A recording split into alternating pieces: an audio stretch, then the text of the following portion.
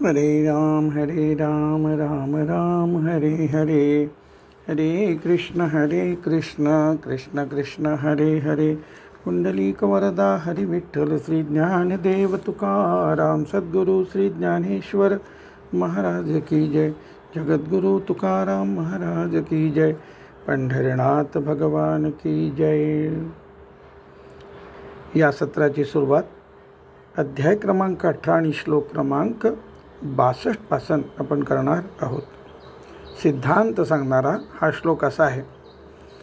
तमेव शरणं गच्छ सर्वभावेन भारत त्वत्प्रसादात् परां शांतिं स्थानं प्राप्स्यसि शाश्वतम्.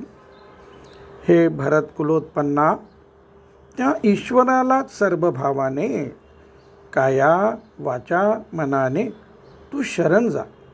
त्याच्या प्रसादाने तू परमशांतीला म्हणजे अत्यंत श्रेष्ठ अमर्याद अवीट नित्य अशा शांतीला आणि शाश्वत स्थानाला म्हणजे हृदयस्थ ईश्वररूपी आत्म्याच्या नित्य अनुभवाला प्राप्त होशील. यावर माऊलींच्या ज्या ओव्या आहेत त्यातली पहिली ओवी साधना सांगणारी तमेव शरणं गच्छ या पदच्छेदावर माऊली म्हणतात.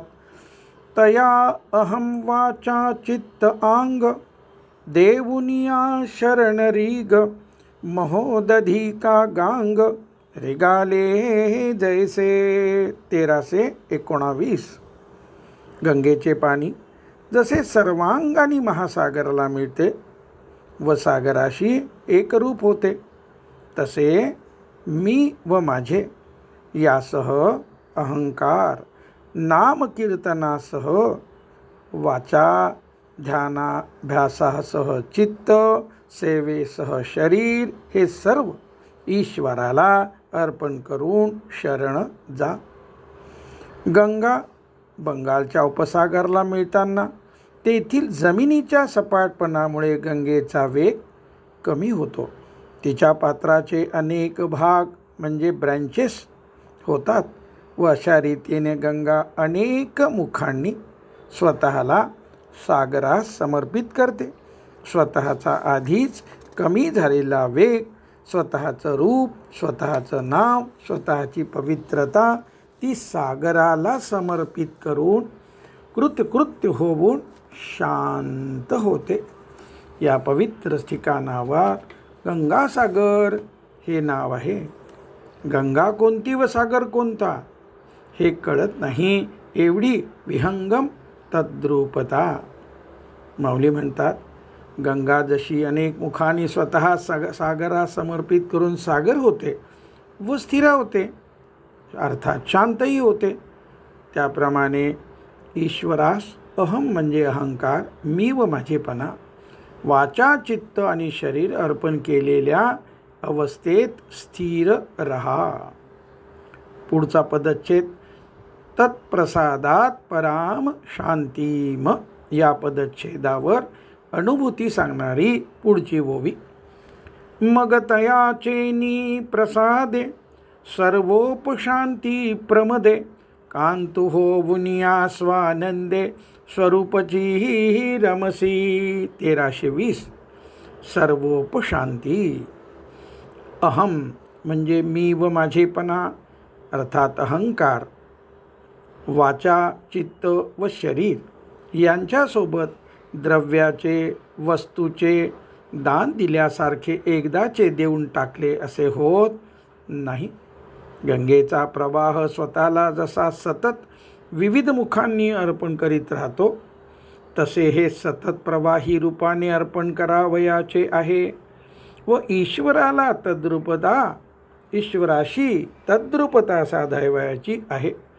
किंबहुना आत्म्याशी म्हणजे भगवंताशी एकरूपतेच्या अवस्थेत स्थिर राहण्यासाठी सतत उपलब्ध असणारे अहंकार, वाचा चित्त व शरीर याचे समर्पण हे साधन आहे. या साधनाद्वारे सतत समर्पण व शरणागतता जोपासता येते.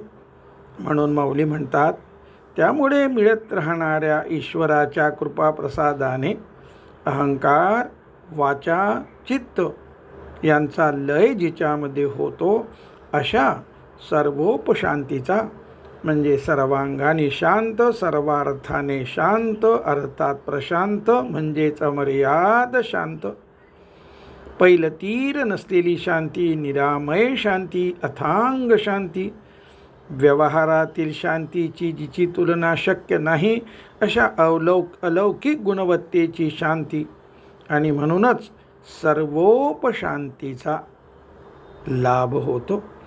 साधक त्या सर्वोपशांतीचा पती होऊन आत्मानंदाने स्वस्वरूपातच रममाण होऊन राहतो. संभूती जेने संभवे, विश्रांती जेथे विसवे, अनुभूती ही अनुभवे, अनुभवा जया. 1321.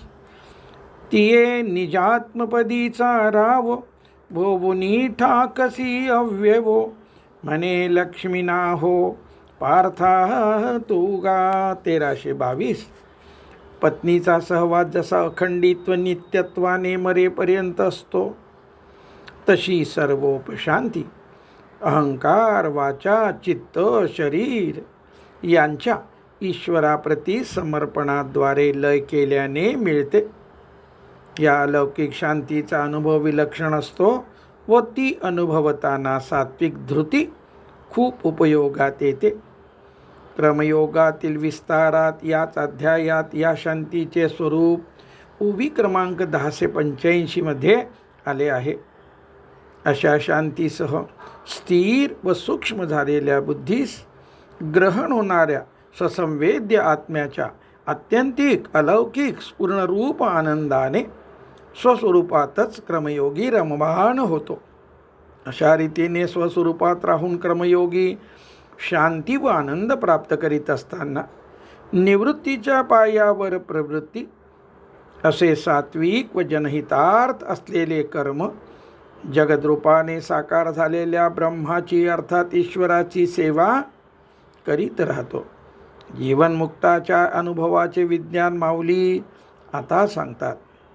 सर्जन ज्यामुळे संभवते, विश्रांती जेथे विसावा घेते, त्या आत्मानुभूतीत अनुभवाला अनुभवणारा अनुभव असतो. त्या निजात्मपदाचा अर्जुना तू अक्षय राजा होऊन राहशील असे लक्ष्मीपती श्रीकृष्ण म्हणाले. चैतन्याने म्हणजे ऊर्जेने भरलेले चिदाकाश उत्पत्तीचे स्थान आहे.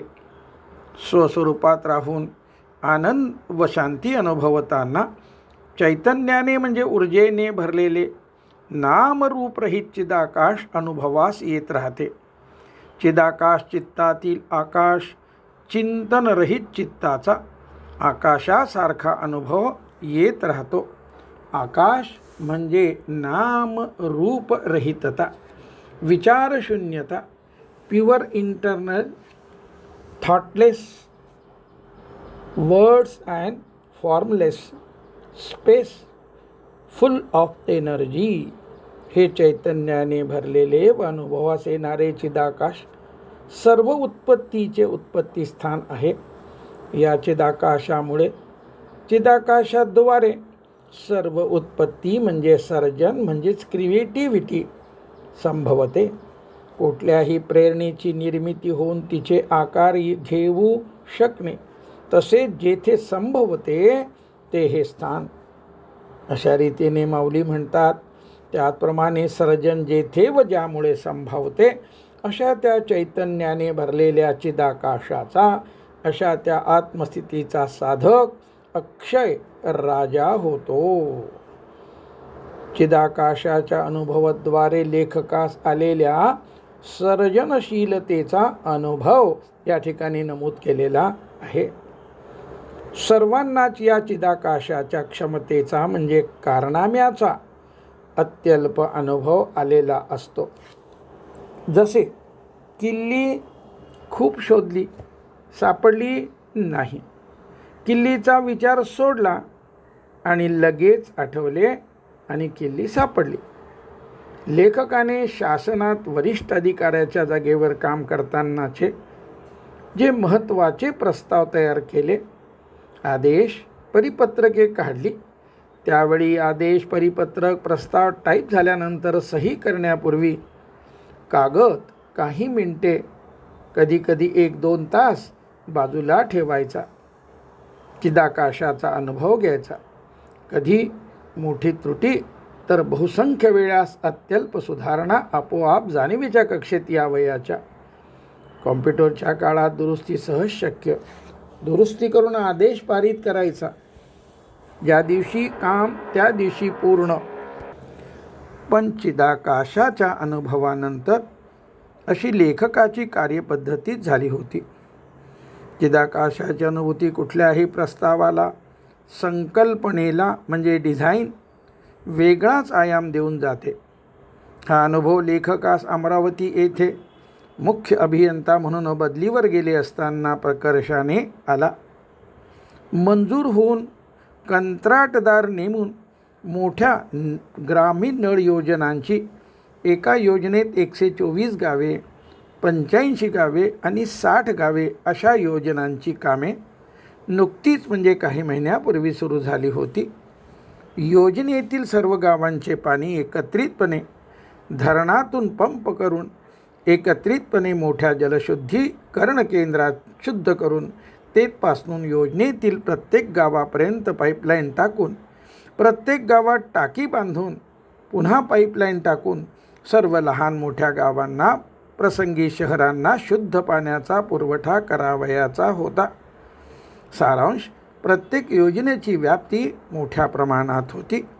या मोठ्या प्रादेशिक नळ योजना पुढील 30 वर्षाची भविष्यातील पाण्याची मागणी विचारात न घेता फक्त 15 वर्षाची मागणी विचारात घेऊन मंजूर करण्यात आल्या होत्या. या मोठ्या योजनांचे बांधकाम पूर्ण करण्यास 5 वर्षाचा कालावधी लागणे साहजिक अपेक्षित होते. त्यामुळे योजनेतून प्रत्यक्ष पाणी पुरवठा सुरू झाल्यानंतर उण्यापुऱ्या 10 वर्षात या योजना अपुऱ्या किंबहुना निरुपयोगी ठरणार होत्या. कारण तदनंतर प्रत्येक गावापर्यंत समांतर पाईपलाईन टाकावी लागणार होती. त्यातच मोठ्या टाकीपासून पाईपलाईन निघाली की ती 15-20 गावापर्यंत जाणार. अशा प्रकारचे मंजूर योजनेचे संकल्पन किंवा डिझाईन होते. अर्थात मुख्य पाईपलाईनवरील पहिल्या 5-7 गावांना प्रत्यक्षात पाणी मिळणार व उर्वरित गावांना बहुधा कागदावर पाणी मिळणार असे संकल्प म्हणजे डिझाईन होते. ते बदलावयाचे ठरवले. तसे करताना पुरेशी पाईपलाईन बदलायची नाही. पुरलेली पाईपलाईन बदलायची नाही. आणलेले पाईप सुधारित संकल्पनात वापरले जातील. नवीन संकल्पन म्हणजे डिझाईन शासनाकडून मंजूर होईपर्यंत योजनेच्या ज्या उपांगात म्हणजे कामात बदल होणे अपेक्षित नाही तेवढ्याच भागाचे काम सुरू राहील असा निर्णय घेतला. योजना मोठ्या, बदल अमूलाग्र, शासनाची मंजुरी मिळण्यास उशीर लागेल, काम खोळंबेल अशा शंकामुळे सर्वच जण धास्तावले, विरोधात गेले. पण वैशिष्ट्य म्हणजे विरोधात जाऊनही पाळीपाळीने अभियंते कॉम्प्युटर डिझाईन करताना माझ्यासोबत दिवसरात्र बसायचे. एका महिन्यात सुमारे 10 योजना, एकूण किंमत 500 कोटीच्या वर. वर्ष 1998. सर्व योजनांचे संकल्पन नव्याने केले. तदनंतर लवकरच शासनाची मंजुरी मिळाली. टाकीपासून एका लाईनवर जास्तीत जास्त 6 गावे. पाण्याची मागणी पुढील 30 वर्षासाठीची अशा रीतीने तयार केलेल्या सर्व योजना मूळ मंजूर किमतीत बसल्या. 15 ऐवजी 30 वर्षाची पाण्याची मागणी घेऊन सुद्धा कंत्राटाच्या किमतीत सुमारे 5% वाढ झाली. हाताखालील सर्व अभियंत्यांना श्रम साफल्याचा म्हणजे जॉब सॅटिस्फॅक्शनचा भरपूर आनंद मिळाला. त्यावेळेस अभियंते म्हणायचे, तुम्हाला एवढे वेगळ्या प्रकाराने सुचते कसे? इनोव्हेटिव्ह ॲप्रोच, क्रिएटिव्हिटी, सर्जनशीलता, रात्रंदिवस काम हे त्यांच्यासाठी सर्वच अनोखे होते. ही सर्व करामत आश्चर्यभरित कर्माची उत्पत्ती चिदाकाशाच्या अनुभवाची होती. शब्दरहित मन स्थिर व सूक्ष्म बुद्धीची होती, जी निवृत्तीच्या पायावर कर्माची उभारणी करत होती. हा अनुभव आध्यात्मिक ग्रंथात लिहिण्याचे प्रयोजन विचाराल तर अध्यात्म बोलण्यासाठी नसून अनुभवण्यासाठी आहे. चिदाकाशाचा शब्दरहित मनाचा अनुभव जागृतावस्थेत घेता येतो याची खात्री सर्वांना, विशेषतः आजच्या पिढीला पटावी यासाठी हा अनुभव लिहिणे आवश्यक वाटले. संभूती जेने संभवे, अर्थात उत्पत्तीची उत्पत्ती जेथे होते ती आत्मस्थिती. हे विज्ञान सांगितल्यावर माऊली सांगतात, विश्रांती जेथे विश्रांती घेते ती आत्मस्थिती. हा विषय याच अध्यायात ओवी क्रमांक 1217 मध्ये विस्ताराने आलेला आहे. माऊली पुढे म्हणतात, अनुभवाची अनुभूती जेथे अनुभवास येते ती आत्मस्थिती, म्हणजे स्वस्वरूपावस्थेत अनुभवणे अनुभवता येते आणि त्यामुळे व्यावहारिक अनुभव हा आत्मानुभूती पुढे वेडा ठरतो, असे आपण ओवी 1217च्या निरूपणात विस्ताराने पाहिले आहे. येथे फक्त त्याचे विज्ञान पाहणार आहोत. व्यवहारात वस्तू, व्यक्ती, घटना, समस्या, शास्त्र, कायदा इत्यादीचे आकलन त्रिपुटीद्वारे होते. सुरुवातीस द्रष्टा, दृश्य, दृष्टी, नंतर ज्ञाता, ज्ञेय, ज्ञान, नंतर कर्ता, कर्म, क्रिया आणि तदनंतर भोक्ता, भोग्य आणि भोग असा त्रिपुटी प्रवाह सुरू राहतो. व्यक्ती सतत द्रष्टा, ज्ञाता, कर्ता, भोक्ता यापैकी कोणती ना कोणती भूमिका प्रत्येक क्षणात वठवीत असते व या भूमिकेद्वारे म्हणजे संबंधित त्रिपुटीद्वारे अनुभव घेत असते. स्वस्वरूपावस्थेत असताना कर्ता हा आत्म्यापासून दूर प्रकृतीच्या प्रांगणात कर्म करीत असल्याचे अनुभवास येते, हे आपण पाहिले आहे. ससंवेद्य आत्म्याचे चैतन्य शांती, आनंद, अस्तित्व भोगत असताना साथ म्हणजे सायमल्टेनियसली क्रमयोगी साक्षी भावाने विविध भूमिकाद्वारे प्राप्त होत असलेला अनुभव पाहत असतो. व्यावहारिक सत्तेत प्राप्त होत असलेला अनुभव वरीलप्रमाणे साक्षी निर्लिप्तपणे पाहत असतो. साक्षी अनुभव पाहणे, अनुभवत असतो. हे ते अनुभवाचे अनुभवणे. अनुभवणे हा खूप रोमांचकारी अनुभव आहे. व्यावहारिक सत्तेतील कर्माची उभारणी अत्यंत सर्जनशीलतेने, जबाबदारीने, शांत व स्थिर बुद्धीने आणि तरी अलिप्ततेने होत असल्यामुळे ती सर्वांच्या हिताचीच असते. सेवाभाव व सात्विकताही त्यामध्ये असते. त्यामुळे व्यावहारिक अनुभवच आनंददायी असतो आणि हा आनंददायी अनुभव साक्षी आत्मानंदात राहून अनुभवत असतो. म्हणून अनुभवाचे अनुभवणे ही अवस्था आनंदाचे डोही, आनंदाचे तरंग निर्माण करीत असते. Witness is experiencing the experience. जेव्हा व्यावहारिक सत्तेतील पाहण्याचा अनुभव सुरू असतो तेव्हा स्वरूपावस्थेतील साक्षी पाहण्याचा अनुभव घेत असतो. The witness is experiencing the experience of seeing. व्यावहारिक सत्तेत जेव्हा ऐकण्याचा अनुभव सुरू असतो तेव्हा स्वरूपावस्थेतील साक्षी ऐकण्याचा अनुभव घेत असतो. Witness is experiencing the experience of listening. असे क्षण प्रतिक्षण प्रवाही पद्धतीने अनुभवणे सुरू राहते. अशा रीतीने जेथे सर्जन संभवते, विश्रांती तेथे विसावा घेते व जेथे अनुभवाचा अनुभव येतो अशा आत्मपदाचा अक्षय राजा होशील, असे लक्ष्मीपती म्हणाले.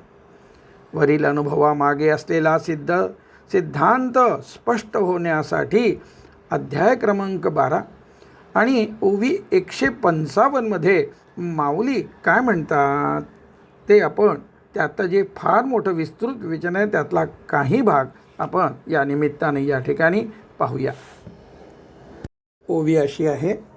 आतु बाहेरी योगू निर्वाळले याही चांगू तरी माझा अनुरागू सप्रेम जया. अध्याय 12 ओवी 155.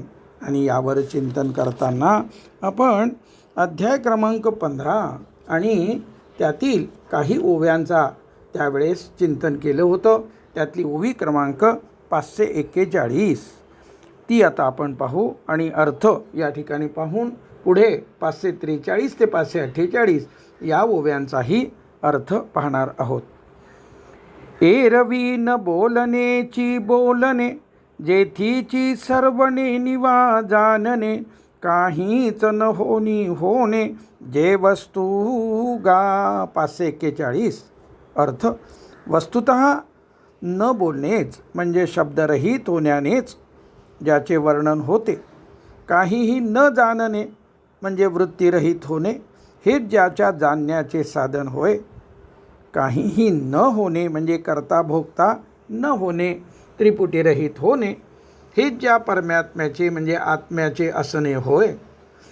हेच परमात्मरूप होणे होय.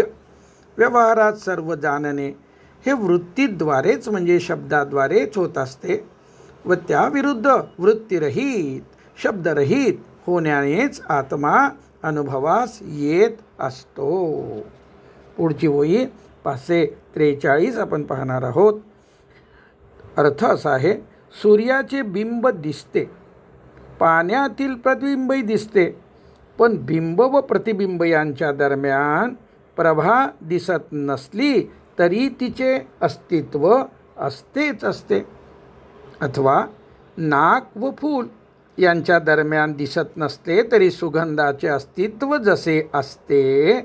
हे 544 अर्थ बघितला. आता 545 ओवी पाहून त्याचा अर्थ पाहू. तैसे द्रष्टा दृश्य हे जाय मग कोण म्हणे काय आहे हेची अनुभवे तेची पाहे रूप तया. 545 अर्थात अध्याय 15 आणि हे आपण अध्याय क्रमांक 12च्या आणि ओवी क्रमांक 155च्या अंतर्गत जे चिंतन केलं त्याद्वारे पाहत आहोत. 545 ओवीचा अर्थ. त्याप्रमाणे व्यावहारिक अवस्थेतील म्हणजे साधकावस्थेतील द्रष्टा व दृश्य हे अनुभव गेल्यानंतरच्या स्थितीत जे अनुभवास येत राहते तेच आत्म्याचे अर्थात परमात्म्याचे अर्थात पुरुषोत्तमाचे स्वरूप होय. काहीही म्हणजे कोणताही अनुभव शिल्लक राहत नाही असे कोणी म्हणू नये. आणि यासाठी ओवी क्रमांक 543 ते 544 मध्ये दृष्टांत दिलेले आहेत. आपण जे आता पाहिलं सूर्य प्रतिबिंब आणि त्यामध्ये असलेली दरम्यान प्रभा, नाक आणि फूल यांच्या दरम्यान असलेलं सुगंधाचं अस्तित्व. पुढे ओवी क्रमांक 546 जो प्रकाशे वीन प्रकाशू जो ईशते वीन ईशू आपने नीची अवकाशू वसवीत असे जो. अर्थ सूर्य, चंद्र, दिवा, अग्नी इत्यादीच्या सारखा प्रकाशक नसलेला प्रकाश आहे. अर्थात जो स्वसंवेद्य ज्ञानमात्र ज्ञानरूप आहे. तो मायोपाधित झाला नसलेला ईश्वर आहे. अर्थात शरीरात अक्रिय असलेला अधिष्ठान साक्षी असलेला उपाधिरहित असलेला आत्मा आहे जो व्याप्य व व्यापक आहे. सर्वांच्या आतील चिदाकाश म्हणजे वृत्तीरहित शब्दरहित आकाश जो आहे. पुढची 47 क्रमांकाची ओवी. जो नादे ऐकी जता नादू स्वादे साखी जता चादू स्वादू जो भोगी जतसे आनंदू आनंदेची. अर्थ आत्म्याच्या आनंदातील आत्मानंदाच्या अनुभवातील अविटता अलंकारिक भाषेने माऊलींनी सांगितली आहे. हा सिद्धांत साधनेच्या अंगाने अध्याय क्रमांक 15 ओवी 272 मध्ये सांगितलेला आहे. आणि या ओवीत आता साशंकता राहणार नाही. तो अनुभव जर आपण पाहिला तिथे नमूद केलेला, तर प्रारब्धवशात जेव्हा इंद्रिय सुख प्राप्त होते त्यावेळी आत्म्याचा आनंद व त्या जोडीला विषयानंद असा तो अनुभवत असतो. आणखी एक चिंतन होऊ शकतं. आत्म्याच्या आनंदात विषय नसतो. भोगता भोग भोग्य ही त्रिपुटी नसते. आत्म्याचा आनंद आत्माच भोगतो असे असते. ते आनंदाचे आनंदाने म्हणजे आवडीने भोगणे, आनंदाद्वारे आनंद भोगणे. अनाहतनाद जेव्हा जेव्हा ऐकू येतो तेव्हा तेव्हा अनाहतनाद हा सर्व नादांच्या मागे म्हणजे गायनातील सर्व स्वरांच्या मागे असलेला नाद आहे हे लक्षात येते. पुढची 548ची शेवटची ओवी.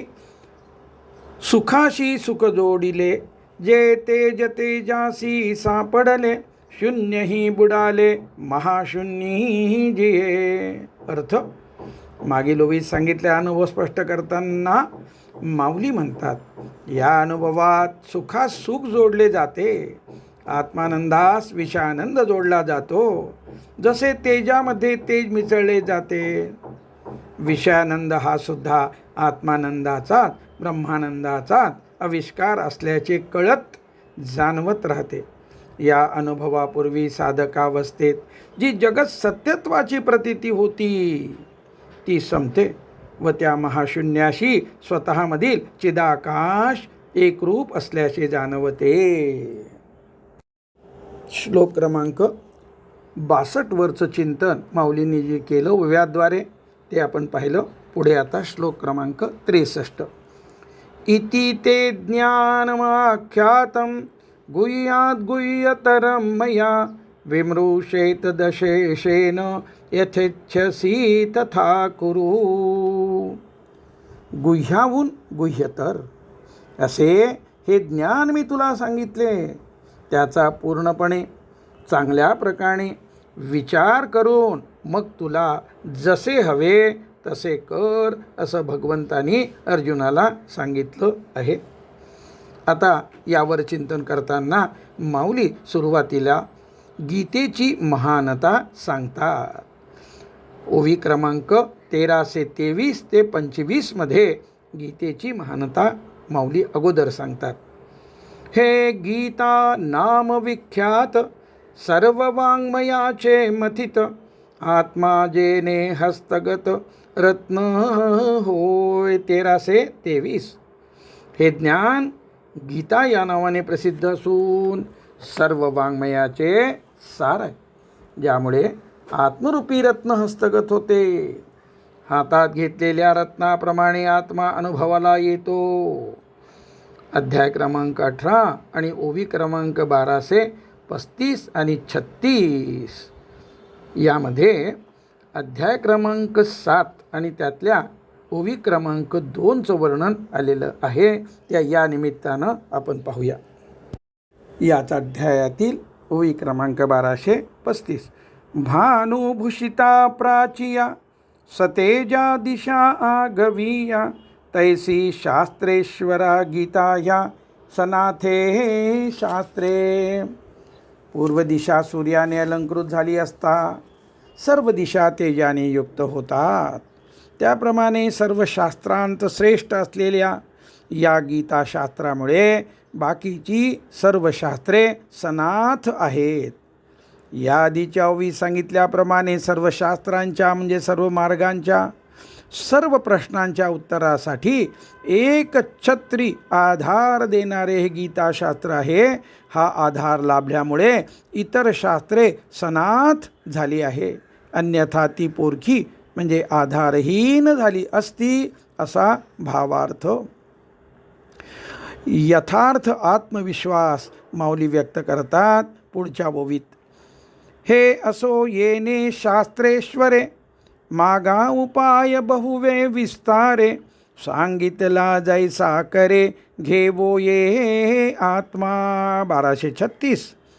आत्मा अनुभवास आणून देण्याचे गीतेने सांगितलेले हे सर्व उपाय माऊलींनी विज्ञानासह साधनेसह सखोल व सुस्पष्ट करून सांगितले आहेत. म्हणून माऊली आत्मविश्वासाने म्हणतात, मज समग्रा ते जानसी ऐसे, आपुल्या तळहातीचे रत्न जैसे, तुझं ज्ञान सांगेन तैसे विज्ञानासी. अध्याय क्रमांक 7 ओवी क्रमांक 2. काय अर्थ या ओवीचा? भगवंत अर्जुनाला म्हणतात, ज्याप्रमाणे तळहाता ठेलेले रत्न आपण जसे संपूर्णपणे जाणू शकतो, पाहू शकतो, अनुभवू शकतो, त्याप्रमाणे समग्र म्हणजे ब्रह्म असलेल्या मला, म्हणजे आत्मा असलेल्या मला तू पूर्णपणे अनुभवू शकशील. अशा रीतीने मी तुला ते ज्ञान विज्ञानासह सांगेन. हाताने आत्मा घेता येईल असे पुष्कळ उपाय या गीताशास्त्रेश्वराने पुष्कळ विस्ताराने सांगितलेले आहे, असं या ठिकाणी आपल्याला पाहायला मिळतं. ओवी क्रमांक 1324. ज्ञान ऐसिया रूढी, वेदांती जयाची प्रौढी, वाणिता कीर्ती चोखडी, पातली जगी. या ओवीतील ज्ञान हा शब्द आत्मज्ञान अर्थात आध्यात्मिक ज्ञान या अर्थाने आहे. हे माऊलींनी या आधीच्या व पुढील ओवी 1326 मध्ये स्पष्ट केलेले आहे. ज्ञान हा शब्द ज्या अर्थाने रूढ झाला, प्रसिद्धीस आला, ज्ञान या प्रसिद्ध शब्दाने वेदांतात अर्थात उपनिषदात ज्याचे महत्त्व वर्णिले आहे तेच ज्ञान. यथासांग म्हणजे कर्म, ध्यान, उपासना, भक्ती अशा सर्व मार्गांनी गीतेत सांगितलेले आहे. जे ज्ञान या आधीच्या ओवीत सांगितल्याप्रमाणे आत्मा अनुभवास आणून देण्यास कारण झाले आहे, त्या ज्ञानामुळे अर्थात आत्मज्ञानामुळे गीता जगात पवित्र कीर्तीला प्राप्त झालेली आहे.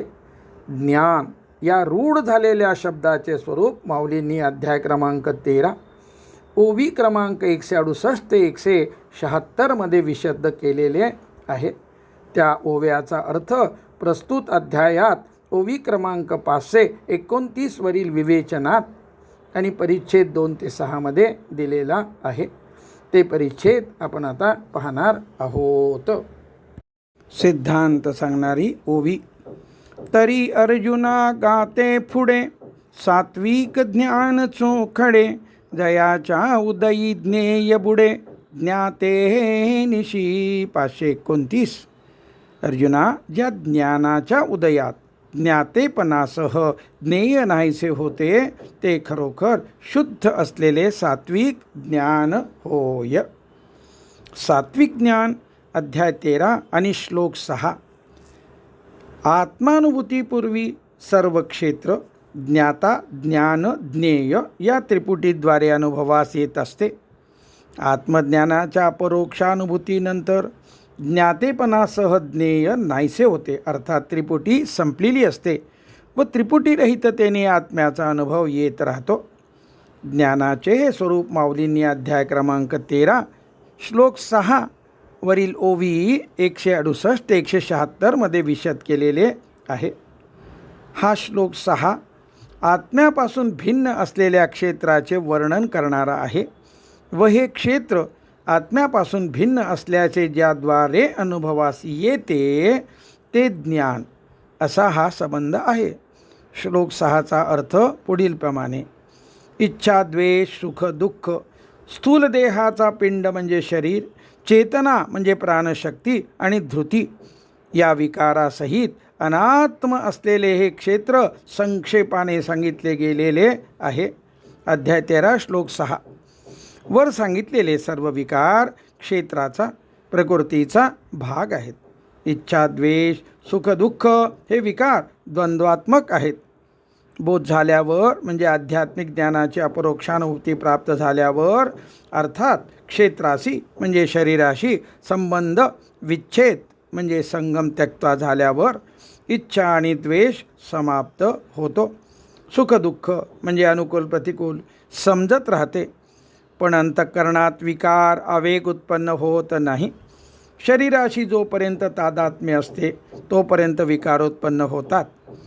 शरीराशी तादात्म्य संपले की आत्म्याची विकारापासून असलेली अलिप्तता, निर्लिप्तता अनुभवास येते.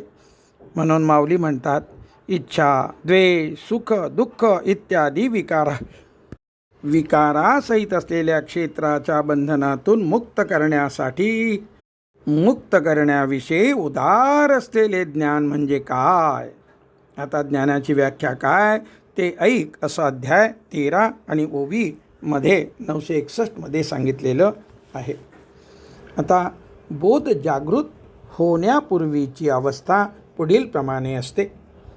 स्त्री, पुत्र, सत्ता, संपत्ती, कीर्ती इत्यादी विषयवस्तूच्या प्राप्तीमध्ये सुख आहे व मी स्वतःची इंद्रिये म्हणजे मन, बुद्धी, ज्ञानेंद्रिये, कर्मेंद्रिये यांच्या वापराद्वारे अर्थात स्वकर्तृत्वाद्वारे विषयवस्तूचा संग्रह म्हणजे परिग्रह करून ते सुख मी मिळविणार, मी भोगणार अशा प्रकारचा देहाहंकार, कर्तृत्व अहंकार म्हणजे देहतादात्म्य, ज्याला अविद्या म्हटलं जातं, जन्मोजन्मापासून तयार झालेली आहे.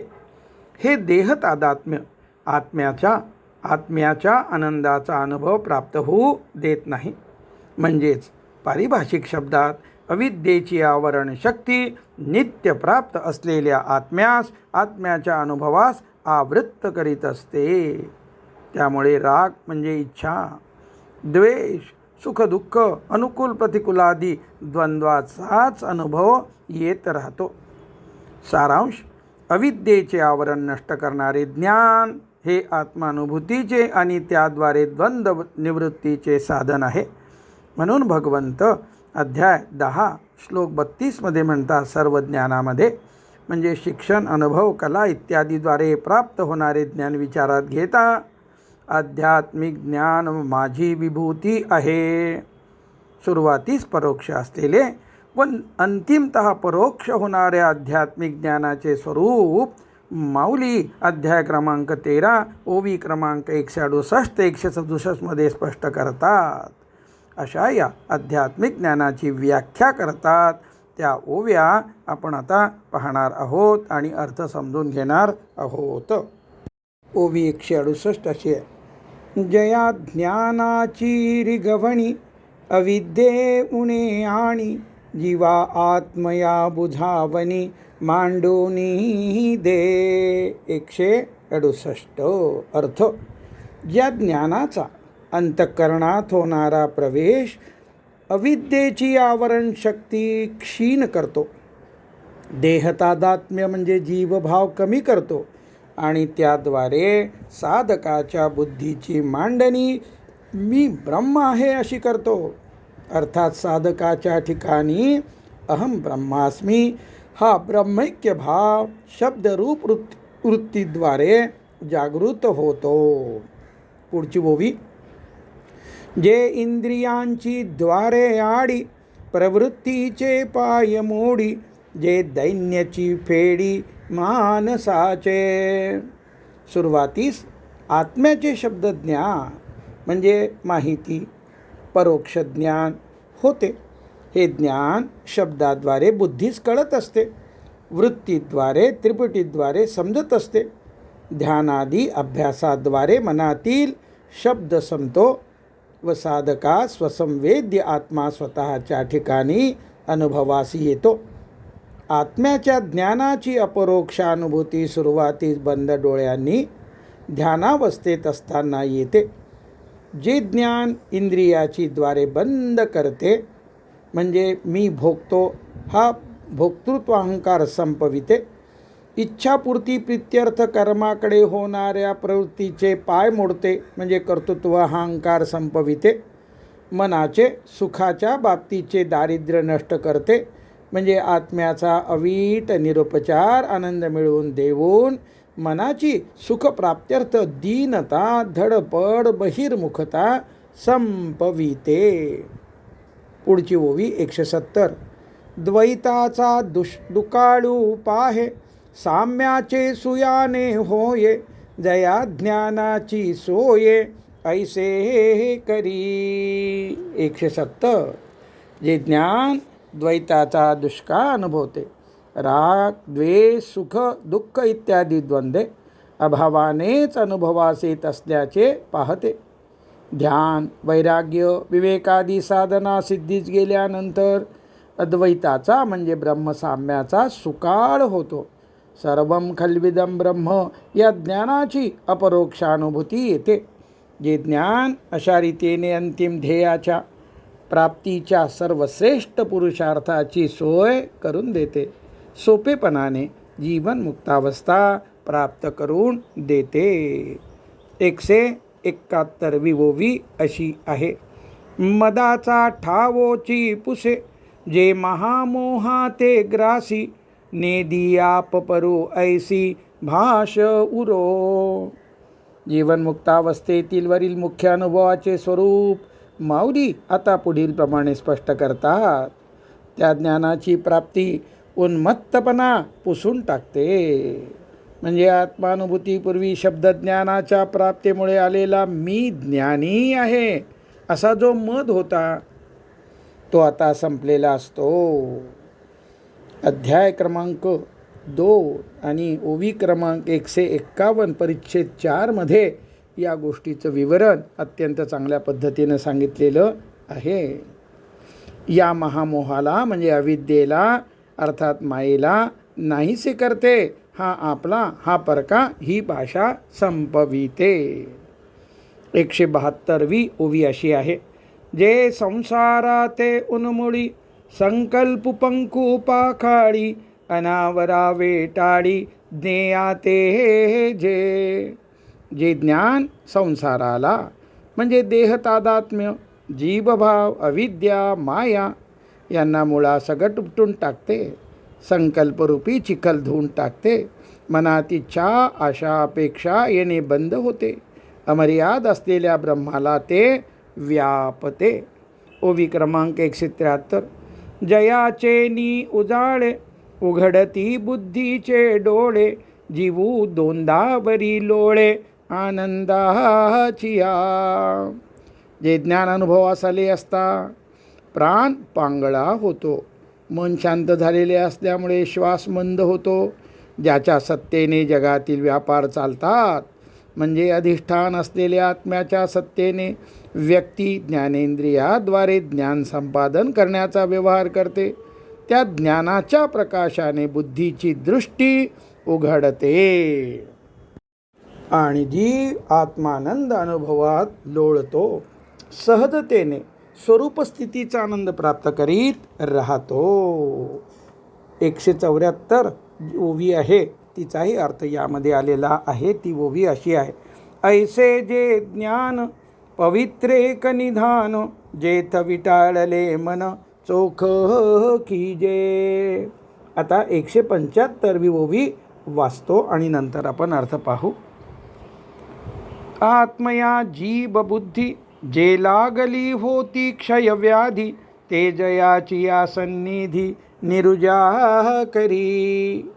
असे हे पवित्रपणाचा ठेवा म्हणजे न संपणारा खजिना असलेले ज्ञान इच्छा, द्वेष, सुख, दुःख, अनुकूल प्रतिकूलादी विकारामुळे विटाळणारे मन शुद्ध म्हणजे विक्षेपरहित, चांचल्यरहित ठेवते. जे ज्ञान त्यात असलेला पवित्रपणा या गुणधर्मामुळे मनास अविद्येच्या अर्थात मायेच्या आवरण म्हणजेच विक्षेप शक्तीद्वारे विटाळू न देता शुद्ध ठेवते. शेवटची ओवी या चिंतनातली 176 क्रमांकाची ओवी. ते अनिरूपकी निरूपी जे, ऐकता बुद्धी आणि जे, वाचोनी डोळा देखी जे, ऐसे नाही. शुद्ध असंग सत चित्त आनंद अशा आत्म्याला मी करता, मी भोगता, मी देहस्वरूप आहे अशा आत्मस्वरूपापासून उत्तरोत्तर दूर नेणारा जीवभावरूपी क्षयरोग जडला होता तो या ज्ञानाच्या सान्निध्याने जातो व तो साधक स्वस्थ म्हणजे स्वस्थित होतो, आत्मानुभवात स्थिर होतो. ज्ञान या शब्दाची व्याख्या अध्याय क्रमांक 13 श्लोक 11 मध्ये व त्यावरील ओव्या माऊलींच्या ओव्या 616 ते 631 केलेले आहे. आणि हा संदर्भ जो आहे, हा विषय जो आहे, तो अध्याय क्रमांक 4 आणि श्लोक क्रमांक 39चं चिंतन करताना आलेला आहे. सुरुवातीला अध्याय क्रमांक 4 श्लोक क्रमांक 39 वाचतो, ज्यामध्ये सिद्धांत सांगतात. श्रद्धान्वान लभते ज्ञानम तत्परम संयतेंद्रियः ज्ञानम लब्धा परा शांतिम अचिरेनाधिगच्छति. त्यावर चिंतन करताना ज्ञान हा विषय आपण अध्याय क्रमांक 13 आणि श्लोक क्रमांक 11 नुसार समजावून घेणार आहोत. तो श्लोक असा आहे. अध्यात्मज्ञाननित्यत्वं तत्त्वज्ञानार्थदर्शनम् एतज्ज्ञानमिति प्रोक्तम् अज्ञानं यदन्योन्यथा. अर्थ, अध्यात्मज्ञानात म्हणजे आध्यात्मिक शब्दज्ञानात जसे आत्म अनात्म विचार इत्यादीमध्ये नित्य निरंतर स्थित राहणे आणि तत्त्वज्ञानार्थ दर्शनम या ज्ञान म्हटलेले आहे. अध्यात्मज्ञानात नित्यस्थिती आणि तत्त्वज्ञानाच्या अर्थाचे म्हणजे प्रयोजन, फल, ज्ञेय असलेल्या परमात्म्याचे अर्थात आत्म्याचे दर्शन होणे या ज्ञान म्हटलेले आहे. अर्थात परमात्मा असलेला आत्मा सर्वत्र अनुभवास येणे हे ज्ञान होय. तत्त्वज्ञानाच्या अर्थाची अपरोक्षानुभूती प्राप्त होणे हे ज्ञान होय. जे अन्यथा आहे म्हणजे या व्यतिरिक्त आहे, या विपरीत आहे, ते अर्थातच अज्ञान होय. अर्थात अध्यात्मज्ञान व ज्ञानाची अपरोक्षानुभूती या दोघांना एकत्रितपणे ज्ञान म्हणून संबोधित केले आहे. आध्यात्मिक शब्दज्ञानाचे अपरोक्षानुभूतीत म्हणजे प्रतितीत रूपांतर करणारा मार्ग म्हणजे ज्ञानमार्ग, ज्ञानयोग असे लक्षात घ्यावे. माऊलींनी ज्ञान हे या श्लोकावरील ओव्याद्वारे सुस्पष्ट केले आहे. त्या ओव्याचा अर्थ आपण पाहू आणि ओव्यासुद्धा पाहणार आहोत. श्लोकात संबोधण्यात आलेले ज्ञान अर्थात अध्यात्मज्ञान माऊलींनी ओवी 616 ते 624 पुढील प्रमाणे स्पष्ट केलेले आहे. ओवी क्रमांक 616. तरी परमात्मा ऐसे जे एक वस्तू असे ते जया दिसे ज्ञानास्तव. अर्थ, परमात्मा म्हणजे आत्मा म्हणून अशी जी एक वस्तू आहे ती ज्या ज्ञानामुळे अनुभवास येते. पुढच्या 2 ओव्या. ते एक वाचोनी आने जिये भवस्वर्गाती ज्ञाने ते अज्ञान ऐसे मने निश्चयो करी. स्वर्गा जाणे हे सांडी भवविषयी कान झाडी दे अध्यात्म अज्ञानी बुडी सद्भावाची. त्या अध्यात्मज्ञाना वाचून इतर जी संसारात म्हणजे स्त्री पुत्र सत्ता संपत्ती कीर्ती संबंधाने यशप्राप्त्यर्थ व स्वर्गप्राप्त्यर्थ ज्ञाने आहेत ती अज्ञाने आहेत असा जो मनाने बुद्धीने निश्चय करतो व फक्त आत्मज्ञानाविषयी सद्भावना ठेवून त्यात रममान होतो. पुढच्या 3 ओव्या 619 ते 622 वाचतो. भंगलिये वाटे शोधुनिया वांटे निघिजे जीवे नीटे राजपंथे तैसे ज्ञान जाता करी आघवेची एकीकडे सारी मग मन बुद्धी मोहरी आत्मज्ञानी म्हणे एक हेची आथी एर जानने ते भ्रांती ऐसी निकुरेसी मती मेरू होय. इतर ज्ञाने ही भ्रांती होत आत्मस्वरूपापासून दूर नेणारी आहेत. या निश्चयाने इतर ज्ञानांना एकीकडे सारतो आणि मन बुद्धी अध्यात्मज्ञानाच्या मार्गाला लावतो. हा त्याचा अध्यात्मज्ञानातील निश्चय ध्रुव ताऱ्याप्रमाणे अढळ असतो. यातली आता 623वी ओवी अशी आहे. भगवंत त्यावर म्हणतात. तयाची ठाई ज्ञान या बोला नाही यान जे ज्ञानी बैसले मन तेव्हाची ते तो मी. 623. अर्थ त्याच्या ठिकाणी ज्ञान आहे हे निश्चित, या बोलण्यात अन्यथा काही नाही. जेव्हा त्या साधकाचे मन आध्यात्मिक ज्ञानात निश्चयाने स्थिर झाले, तेव्हाच मला म्हणजे आत्म्याला व्यक्त भावास आणणारे ते तो आहे, ते म्हणजे आध्यात्मिक शब्दज्ञान. माऊलींनी अध्यात्मज्ञान ओवी 616 पासून सांगण्यास सुरुवात केली. माऊलींनी अध्यात्मज्ञान हा शब्द ओवी 618, 620 आणि 622 मध्ये वापरला आहे आणि त्या अध्यात्मज्ञानासाठी ते हा शब्द वापरून अध्यात्मज्ञान या शब्दावरील विवेचन निरूपण या ओवीत पूर्ण केले आहे. ओवी क्रमांक 624. तरी बैसलेपणे जे होय, बैसतासी बोले न होय, तरी ज्ञानातया आहे सरिसा पाडून. आध्यात्मिक शब्दज्ञान व त्या ज्ञानाची अपरोक्षानुभूती या दोन्हींना ज्ञान म्हटले जाते असे श्लोकात भगवंतांनी सांगितले आहे. पुढील ओवीपासून माऊली ज्ञानाच्या अपरोक्षानुभूती संबंधाने विवेचन करणार आहेत. त्याची प्रस्तावना व मागील ओव्यांचा सारांश प्रस्तुत ओवीत माऊलींनी सांगितला आहे. पहिल्या 2 चरणात मागील सारांश सांगताना माऊली म्हणतात, अध्यात्मज्ञान मनाच्या स्थिरतेद्वारे होते, ते केवळ शब्दाने होत नाही. बुद्धीच्या निश्चयाद्वारे व मनाच्या स्थिरतेद्वारे आध्यात्मिक शब्दज्ञानाचे रूपांतर अपरोक्षानुभूतीत होत असते. आध्यात्मिक परोक्ष ज्ञान म्हणजे शब्दज्ञान व मनाची स्थिरता, बुद्धीची निश्चयात्मकता या सर्वांच्या एकत्र येण्याचे महत्त्व लक्षात येण्यासाठी माऊली प्रस्तुत ओवीच्या शेवटच्या 2 चरणात म्हणतात, मनाची स्थिरता व बुद्धीची निश्चयात्मका यांच्यासोबत आध्यात्मिक परोक्ष ज्ञान म्हणजे शब्दज्ञान जेव्हा असते, तेव्हा ते अपरोक्ष ज्ञानाच्या योग्यतेचे होते. आता 624चा एकत्रित अर्थ आपण पाहणार आहोत. प्राप्त केलेले आध्यात्मिक परोक्ष ज्ञान म्हणजे शब्दज्ञान मनाची स्थिरता व बुद्धीच्या निश्चयात्मकतेमुळे आत्मानुभूती प्राप्त होण्याच्या योग्यतेस आलेले असते. अशा रीतीने अध्यात्मज्ञान नित्यत्वम या पदाने भगवंतांनी सांगितलेली ज्ञानसाधना माऊलींनी स्पष्ट केली आहे. सारांश, अपरोक्ष ज्ञान मनाच्या अध्यात्मनिष्ठेने होते, ते केवळ शब्दाने होत नाही. अपरोक्ष ज्ञान जेव्हा होते तेव्हा शब्दज्ञानी हा ज्ञान होतो. हा सिद्धांत श्लोकातील तत्वज्ञानार्थ दर्शनम या पदावरील पुढील ओव्याद्वारे माऊलींनी स्पष्ट केला आहे.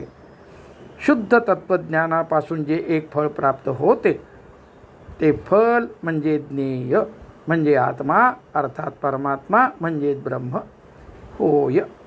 त्या ज्ञेयापर्यंत त्याची सरळ दृष्टी जाते, अर्थात ज्ञेय अनुभवासी येते, असं ओवी क्रमांक 625 मध्ये म्हटलेलं आहे. पुढील ओवी सिद्धांताची शब्दज्ञान व ज्ञानाची अपरोक्षानुभूती स्पष्ट करणारी आहे. एरवी बोधा आलेली ज्ञाने, जरी ज्ञेय न दिसेची मने, तरी ज्ञान लाभूही न मने, जाहला सांता. 626. अर्थ, जरी आध्यात्मिक शब्दज्ञान पूर्णपणे समजले आहे, पटले आहे, वारंवार मनात येणाऱ्या विचाराद्वारे म्हणजे वृत्तीद्वारे मनास व्यापून आहे, बुद्धी त्या ज्ञानातील स्वतःचा निश्चय अनुभवत आहे, तरीसुद्धा जर त्या ज्ञानाने ज्ञेय म्हणजे आत्मा दिसत नसेल म्हणजे अनुभवास येत नसेल, तर तो ज्ञानला प्रत्यक्षात झाला असे मी म्हणजे भगवंत मानित नाहीत. सारांश, भगवंत म्हणतात, अपरोक्ष ज्ञानाची म्हणजे आध्यात्मिक शब्द ज्ञानाची प्राप्ती झाली तरी आम्ही तो खरा लाभ मानत नाही.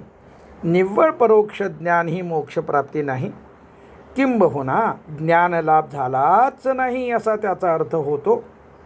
माऊली बोध हा शब्द ज्ञानाच्या अनुभवासाठी वापरतात. येथे बोध प्राप्त झाल्यासारखा वाटतो पण झालेला नाही या अर्थाने बोध हा शब्द वापरलेला आहे. पुढच्या 627व्या ओळीचा अर्थ, आंधळ्याने आपल्या हाती घेतलेल्या दिव्याचा काय उपयोग? त्याप्रमाणे प्राप्त झालेले ज्ञान जर ज्ञेय म्हणजे आत्मा दाखवू शकत नाही तर परोक्ष ज्ञानाचा निश्चय पूर्णतया वाया जातो. 627चा अर्थ.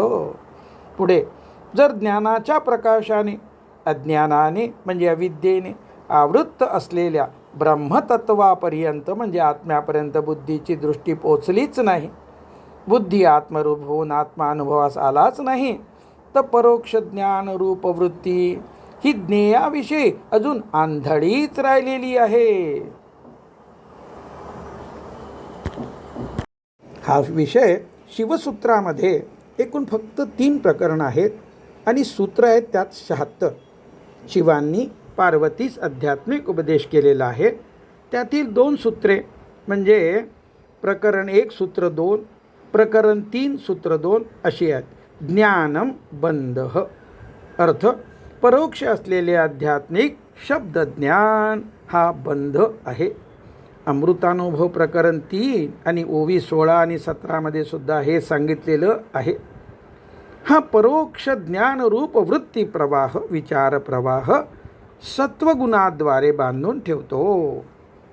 हा विषय ज्ञान स्पष्ट होण्यासाठी, ज्ञान म्हणजे आध्यात्मिक शब्दज्ञान व त्या ज्ञानाची अपरोक्षानुभूती स्पष्ट होण्यासाठी आणि सत्वगुणाच्या बंधात अडकून न पडता अपरोक्षानुभूतीच्या म्हणजे अनुभवाच्या वाटेवर राहण्यासाठी आपल्याला अध्याय क्रमांक 2 आणि ओवी क्रमांक 151 मध्ये बरं का अत्यंत सुस्पष्ट असं त्यामध्ये वर्णन केलेलं आहे. आणि यानंतर आपल्याला ओवी क्रमांक 629-30 पाहायची आहे, 31पर्यंत जायचं आहे. आणि 630च्या ओवीचा अर्थ आहे, याकरिता निर्मळ परोक्ष ज्ञानाने दाखविलेले ज्ञेय जी पाहते अशा शुद्ध सात्विक बुद्धीने जो संपन्न आहे. ओवी क्रमांक 630चा अर्थ, आध्यात्मिक शब्दज्ञान म्हणजे परोक्ष ज्ञान हे ज्ञेय असलेल्या ब्रह्माचे म्हणजे आत्म्याचे जेवढे व्यापकत्व समजावून देते तेवढी व्यापकता जेव्हा ज्ञानाच्या अपरोक्षानुभूतीमुळे म्हणजे आत्म्याच्या अनुभूतीमुळे बुद्धीच्या अनुभवासी येते, अर्थात बुद्धी आत्मरूप होते, तेव्हा तो साधक शब्दज्ञानी नसून प्रत्यक्ष ज्ञानच आहे हे शब्दांनी सांगण्याची आवश्यकता संपते. ओवी क्रमांक 631चा अर्थ. ज्ञान अर्थात आत्मज्ञान या प्रसिद्ध शब्दाने वेदांतात म्हणजे उपनिषदात ज्याचे महत्त्व आहे त्या आत्मज्ञानामुळे गीता जगात पवित्र कीर्तीला प्राप्त झालेली आहे. अर्थात उपनिषदे आत्मज्ञानामुळे प्रसिद्ध व गीता उपनिषदाचे सार ज्यामुळे गीता अजूनही प्रसिद्ध आहे. आपण ओवी क्रमांक 1324 चिंतन करत होतो, ती ओवी वाचून मी थांबणार आहे. ज्ञान ऐसिया रूढी वेदांती जयाची प्रौढी, वाणिता कीर्ती चोखडी पातली जगी. पुंडलीक वरदा हरी विठ्ठल श्री ज्ञानदेव तुकाराम सद्गुरु श्री ज्ञानेश्वर महाराज की जय. जगद्गुरु तुकाराम महाराज की जय. पंढरीनाथ भगवान की जय. विठ्ठल विठ्ठल विठ्ठल. पुंडलीक वरदा हरी विठ्ठल श्री ज्ञानदेव तुकाराम सद्गुरु श्री ज्ञानेश्वर महाराज की जय. जगद्गुरु तुकाराम महाराज की जय. पंढरीनाथ भगवान की जय. आता यापुढं 20 मिनिटाचं ध्यान आणि त्यासाठी आपला सिद्ध मंत्र, माझी माऊली.